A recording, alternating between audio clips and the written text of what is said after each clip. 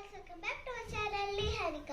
ఈరోజు సాటర్డే కాబట్టి మేమైతే లంచ్ స్పెషల్స్ మీకు చూపించబోతున్నాము. చూడండి, ఈరోజు స్పెషల్స్ చూడండి. ఫస్ట్ వచ్చేసి వేడి వేడి అన్నము, తర్వాత పన్నీర్ ఫ్రై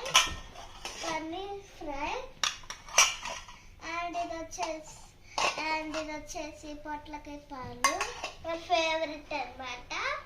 మా మమ్మీ నాకు చేసింది.